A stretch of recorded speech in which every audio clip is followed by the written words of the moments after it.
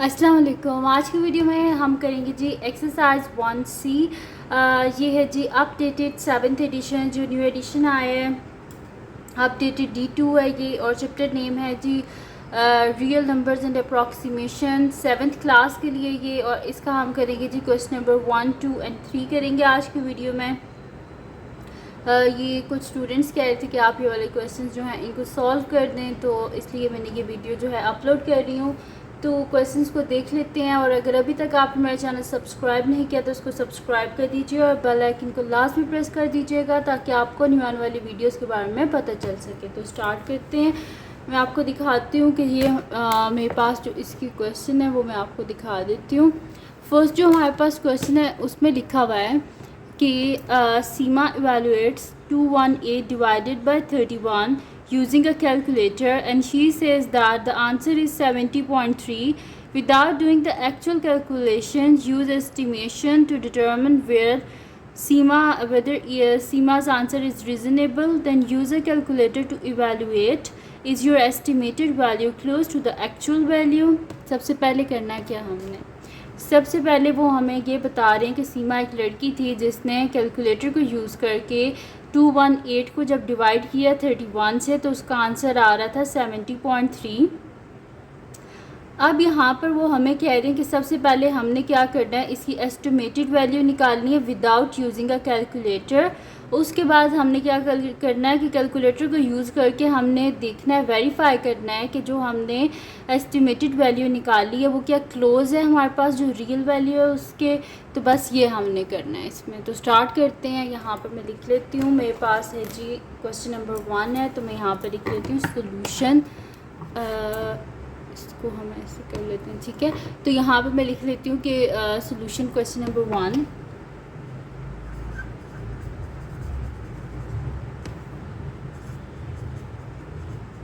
ठीक है जी। तो सबसे पहले हमारे पास क्या था कि 218 डिवाइडेड बाय 31। तो मैं यहाँ पे लिख लेती हूँ 218 divided by 31 is approximately equals to 210 को अगर हम नियरेस्ट 100 वैल्यू पे करें तो हमारे पास क्या आएगा, यहाँ पर 218 है ना, तो ये हो जाएगा हमारे पास 210। तो मैं यहाँ पे लिख लेती हूँ 210 डिवाइडेड बाय 31 है, तो इसको नियरेस्ट टेंस वैल्यू में लेके जाएं तो मेरे पास क्या हो जाएगा, ये 30 हो जाएगा ना। तो फिर मैं यहाँ पर लिख देती हूँ 30। तो 210 को जब हम डिवाइड करेंगे 30 से, यहाँ पर साइड पे करके भी दिखा देती हूँ, डिवाइडेड बाय 30 करेंगे, 0 और 0 क्या हो गया, कैंसिल आउट, और 3 7 या 21, यानी कि मेरे पास आंसर क्या आया है, 7 आया है। मेरे पास आंसर जो है वो 7 आया है। लेकिन उस हिसाब से ये जो सीमा थी इसका जो था आंसर वो तो फिर 70.3 था, वो तो बहुत दूर है, यानी कि इसका आंसर जो है वो ठीक नहीं है। तो फिर मैं यहाँ पे लिख देती हूँ कि जो सीमा का आंसर था वो रीज़नेबल नहीं है। तो ये स्टेटमेंट यहाँ पे लिख देते हैं कि Sima's answer is not reasonable. और अब हम क्या कर लेते हैं, कैलकुलेटर का यूज़ कर लेते हैं, ठीक है। मैं यहाँ पे लिख भी देती हूँ ताकि आप लोगों को कोई मसला ना हो कि अब मैं कैलकुलेटर यूज़ कर रही हूँ, यूजिंग कैलकुलेटर। तो कैलकुलेटर पे हम यहाँ पे कर लेते हैं। मैं लिख लेती हूँ यहाँ पर कि 218 डिवाइडेड बाय 31, ठीक है जी। ये मैंने कर लिया 218 डिवाइडेड बाय 31। तो देखिए आंसर क्या मेरे पास आ रहा है, 7.03, जो कि क्लोज़ है जो मैंने एस्टिमेटेड आंसर निकाला था उसके, ठीक है। तो फिर मैं यहाँ पे लिख देती हूँ कि जब मैंने कैलकुलेटर यूज़ किया तो मेरे पास क्या आया कि 218 divided by 31 is equals to 7.03। अगर हम इसे राउंड ऑफ करें 3 सिग्निफिकेंट फिगर्स तक, तो 3 सिग्निफिकेंट फिगर्स तक राउंड ऑफ करने के लिए, और ये क्या है, ये क्लोज़ है जो मैंने एस्टिमेटेड वैल्यू निकाली थी उसके, such that the estimated value is close to the actual value, ठीक है जी। तो हमने जो एस्टिमेटेड वैल्यू निकाली है वो क्या है, क्लोज है एक्चुअल वैल्यू के, ठीक है जी। तो यही हमने फाइंड आउट करना था। यहाँ पे आपका जो क्वेश्चन नंबर 1 है वो कंप्लीट सॉल्व हो गया, ठीक है, अब चलते हैं नेक्स्ट क्वेश्चन की तरफ, जो कि हमारे पास है जी इसका क्वेश्चन नंबर 2। तो मैं यहाँ पे लिख देती हूँ सोल्यूशन क्वेश्चन नंबर 2। ठीक है जी, तो क्वेश्चन नंबर 2 को पहले हम जो है वो रीड कर लेते हैं, देख लेते हैं कि इसमें हमारे पास है क्या। तो जो क्वेश्चन नंबर 2 है इसमें है कि estimate each of the following without using a calculator, then use a calculator to evaluate each of the following, are your estimated values close to the actual values. यानी कि 2 पार्ट्स हैं हमारे पास, हमने करना क्या है, इनको पहले हमने विदाउट कैलकुलेटर एस्टिमेट करके फाइंड आउट करना है और फिर वेरीफाई करना है कि जो हमारा एस्टिमेटेड वैल्यू थी क्या वो क्लोज़ है एक्चुअल वैल्यू की। तो बस यही हमने करना है। ठीक है, तो ये मैं आपको करके दिखाती हूँ। आप यहाँ पर हम इसको कर लेते हैं। First of all A part है मेरे पास 2013 मल्टीप्लाई बाय 39, 2013 मल्टीप्लाई बाय 39। ठीक है जी, आप क्या करते हैं, हम इसको मैं यहाँ पे लिख लेती हूँ सोल्यूशन। मेरे पास है 2013 मल्टीप्लाई बाय 39। अगर मैं इसको अप्रॉक्सीमेटली करूँ, तो अगर इसको मैं नियरेस्ट करूँ 1000 वैल्यू के, तो यहाँ पे मेरे पास क्या है 2013 है ना, तो नियरेस्ट अगर मैं इसे करूँ तो मेरे पास क्या हो जाएगा 2000 हो जाएगा मल्टीप्लाई बाय। इसको अगर मैं नियरेस्ट टेंस वैल्यू के करूँ तो मेरे पास यहाँ पर क्या है 9 है ना। 9 क्या होता है 5 से बड़ी वैल्यू है, इस वजह से नेक्स्ट टेंस वैल्यू में चला जाएगा, यानी कि मेरे पास क्या हो जाएगा 40। और इसको जब मैंने नियरेस्ट 1000 वैल्यू पे किया है, तो यहाँ पर अगर होता ना 500 तो नेक्स्ट 1000 वैल्यू जाती, लेकिन ये 500 से कम है, इस वजह से हमारे पास पिछली जो 1000 वैल्यू है वो चलेगी। ठीक है जी, तो अब हम इसको कर लेते हैं। तो ये मेरे पास क्या हो जाएगा, यहाँ पर अगर मैं इसे मल्टीप्लाई करूँ तो 4 2 ज़ा 8 और कितने ज़ीरोज़ हैं 1 2 3 और ये 4, तो 1 2 3 4, तो मेरे पास क्या आंसर आ गया 80,000। ठीक है, आप क्या करते हैं कैलकुलेटर को यूज़ कर लेते हैं और देखते हैं कि क्या ये मतलब कि क्लोज़ है हमारी जो एस्टिमेटेड वैल्यू है उससे। तो मैं यहाँ पे लिख भी देती हूँ साथ, क्या मैं कैलकुलेटर यूज़ कर रही हूँ, यूजिंग कैलकुलेटर। तो यहाँ पर कर लेते हैं हम कि मैं यहाँ पे कैलकुलेटर यूज़ करके भी देख लेती हूँ कि मेरे पास इसका क्या आंसर आता है।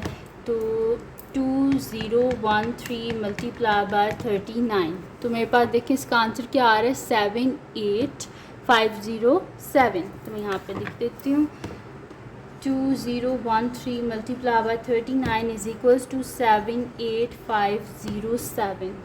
तो अगर मैं इसे इन दोनों को देखूं तो ये क्या एक दूसरे के अप्रॉक्सीमेटली कह सकते हैं ना कि ये एक दूसरे के इक्वल हैं। ठीक है, यानी कि करीब तर वैल्यू है, इक्वल तो नहीं कह सकते लेकिन क्लोज है ये इसके। ठीक है, तो यहाँ पे मैं लिख देती हूँ such that the estimated value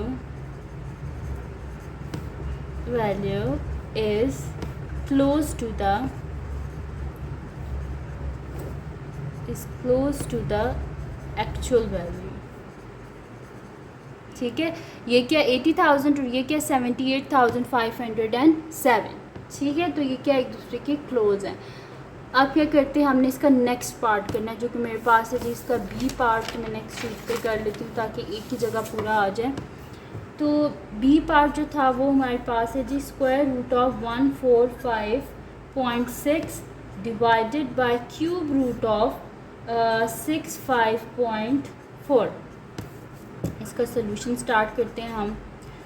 अच्छा, अब यहाँ पर हम देख लेते हैं मेरे पास क्या है 145 है। एक आपने काम ज़रूर करना है कि आपको स्क्वायर्स पता होने चाहिए। ठीक है, जो फर्स्ट आपके पास है ना 20 नंबर्स जो होते हैं 1 से लेके 20 तक, सब के आपको स्क्वायर्स पता होने चाहिए, उन सब के आपको क्यूब पता होने चाहिए। ठीक है, तो ये आपके लिए बहुत हेल्पफुल होंगे जब भी आप इन क्वेश्चंस को करेंगे। तो मेरे पास क्या है 145.6, तो 145 के करीब तर परफेक्ट हमारे पास स्क्वायर वैल्यू कौन सी है 144 है ना। तो मैं इसको लिख दूंगी कि ये मेरे पास क्या अप्रॉक्सीमेटली इक्वल है। यहाँ पे मैं सोल्यूशन स्टार्ट करती हूँ, आपको फिर पता चल जाएगा। 0.6 divided by cube root of 65.4। तो अगर मैं इसे अप्रॉक्सीमेटली करूँ तो ये मेरे पास किसके इक्वल है square root of 144 divided by, अब जो हमारे पास होता है ना जो 4 का क्यूब होता है हमारे पास, ठीक है, वो क्या होता है हमारे पास, वो होता है हमारे पास 64, ठीक है। तो ये क्या है हमारे पास 65 है, तो इस वजह से मैं यहाँ पे लिख दूँगी अप्रॉक्सीमेटली का जो साइन यूज़ किया, इस वजह से 65.4 की जगह मैं यहाँ पे लिख दूँगी 64, और 144 मैंने 145.6 के लिए यहाँ पे इस वजह से लिखा है क्योंकि जो 12 का स्क्वायर होता है ना वो हमारे पास क्या होता है 144, इस वजह से मैंने यहाँ पे 145.6 की जगह लिख दिया स्क्वायर रूट ऑफ 144, और दरमियान में अप्रॉक्सीमेटली का साइन है, इस वजह से हम नियरेस्ट वैल्यू लिख सकते हैं, ठीक है। तो डिवाइडेड बाय यहाँ पे क्यूब रूट ऑफ 64। अच्छा जी, अब क्या होता है हमारे पास कि 12 का स्क्वायर होता है ना 144, और 4 का क्यूब होता है हमारे पास 64, तो ये दोनों क्या हो जाएंगे, कैंसिल आउट हो जाएंगे। तो 12 डिवाइडेड बाय 4, तो 4 क्या होता है, 4 थ्रीज़ा हमारे पास होता है 12 होता है, ठीक है। अब क्या करते हैं, कैलकुलेटर को यूज़ करके आप देख लेते हैं, मैं यहाँ पे लिख देती हूँ यूजिंग कैलकुलेटर। तो अब हम कैलकुलेटर पे कर लेते हैं, मैं यहाँ पे आपको करीब से भी दिखा देती हूँ ऐसे करके, ठीक है, अब आपको सही नज़र आ रहा होगा। तो यहाँ मैं लिख देती हूँ, मेरे पास है जी square root of 145.6 divided by cube root है मेरे पास, तो शिफ्ट और स्क्वायर रूट, शिफ्ट और स्क्वायर रूट को जब आप प्रेस करेंगे तो आपके पास क्यूब रूट आ जाता है 65.4। तो मेरे पास जो इसका आंसर आ रहा है वो आ रहा है 2.99 मेरे पास आ रहा है 2.9949, ठीक है जी। तो ये क्या है, अप्रॉक्सीमेटली इक्वल है ना 3 के, अगर मैं इसे कर दूँ 3 सिग्निफिकेंट फिगर्स के इक्वल कर दूँ तो मेरे पास क्या आ जाएगा 2.99 आ जाएगा ना। तो 2.99 किसके इक्वल होता है, 3 के इक्वल ही होता है।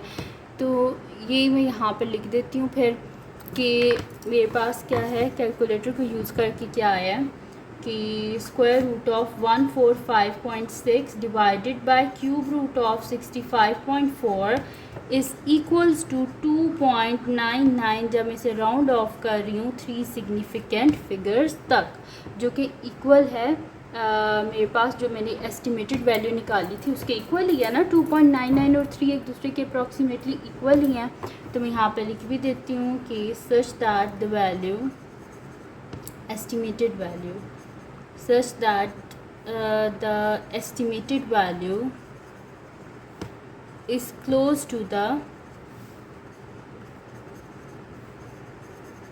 actual value, ठीक है जी। तो जो एस्टिमेटेड वैल्यू थी वो क्या है, क्लोज है एक्चुअल वैल्यू के। तो यहाँ पर हो गया जी हमारे पास इसका सेकंड क्वेश्चन भी सॉल्व हो गया। अब हम चलते हैं इसके नेक्स्ट क्वेश्चन की तरफ, और ये आज की वीडियो का लास्ट है जी, और क्वेश्चन नंबर 3 है, मैं यहाँ पे लिख भी देती हूँ सॉल्यूशन क्वेश्चन नंबर 3। अच्छा जी, अब सबसे पहले तो क्वेश्चन नंबर 3 को हम लोग केयरफुली रीड कर लेते हैं कि वो हमारे पास है क्या। तो क्वेश्चन नंबर 3 हमारे पास है, इसका फर्स्ट पार्ट है कि express 3.612 and 29.87 correct to the 2 significant figures, और बी पार्ट है use your answer in part 1 to estimate the value of 3.612 divided by 29.87। हमने इसमें करना क्या है, हमने फर्स्ट ऑफ ऑल हमने इनको राउंड ऑफ करना है 2 सिग्निफिकेंट फिगर्स तक, और फिर क्या करना है, इसको डिवाइड करना है, ठीक है। तो स्टार्ट करते हैं हम इसको। तो मैं यहाँ पे लिख लेती हूँ कि सबसे पहले तो हमने क्या करना है, राउंड ऑफ करना है 2 सिग्निफिकेंट फिगर्स तक, ठीक है जी। तो यहाँ पर फर्स्ट वैल्यू क्या है, पहले फर्स्ट पार्ट हम कर रहे हैं, तो मैं यहाँ पे लिख देती हूँ सोल्यूशन फर्स्ट पार्ट। मेरे पास वैल्यू क्या है 3.612, तो ये किसके इक्वल आ जाएगी, उन्होंने मुझे क्या बोला है कि मैंने 2 सिग्निफिकेंट फिगर्स तक करना है। तो फर्स्ट ये सिग्निफिकेंट फिगर है, सेकंड ये सिग्निफिकेंट फिगर है, तो मेरे पास क्या आ जाएगा 3.6, और मैंने इसे राउंड ऑफ किया है टू 2 सिग्निफिकेंट फिगर्स तक। सेकंड मेरे पास क्या है 29.87, तो अगर मैं इसे 2 सिग्निफिकेंट फिगर्स तक राउंड ऑफ करूं तो फर्स्ट ये है, सेकंड ये है, सेकंड के बाद मेरे पास क्या है यहाँ पर 9 के बाद 8 है, 8 क्या है 5 से बड़ा है, यानी कि ये नेक्स्ट नंबर में इसको टर्न करना पड़ेगा। तो 9 के बाद क्या आता है 10 आता है, 0 1 कैरी 2 + 1 3 30, इधर मैंने किस वजह से नहीं किया, क्योंकि सेकंड सिग्निफिकेंट फिगर्स के बाद 1 है, 1 क्या 5 से छोटा है, इस वजह से ये 6 ही रहेगा। तो मैंने इसे राउंड ऑफ किया टू 2 सिग्निफिकेंट फिगर्स तक। ये हो गया जी हमारे पास इसका फर्स्ट पार्ट। अब करते हैं इसका सेकंड पार्ट। तो मैं यहाँ पे लिख लेती हूँ जी solution second part. Second part में हमने क्या करना है, इनको डिवाइड करना है, ठीक है। तो फिर मैं यहाँ पे लिख देती हूँ 3.612 डिवाइडेड बाय 29.87। अगर मैं इसे अप्रॉक्सीमेटली इक्वल कर दूँ तो ये मैंने लिखा हुआ है 3.6 डिवाइडेड बाय 30। इसको अब हम यहाँ पे साइड पे सॉल्व कर लेते हैं। मैं यहाँ पे लिख लेती हूँ कि 3.6 डिवाइडेड बाय 30। इसका अगर मैं पॉइंट यहाँ से हटा दूँ तो मल्टीप्लाई नीचे क्या आ जाएगा, 10 आ जाएगा, यानी कि 36 डिवाइडेड बाय 300।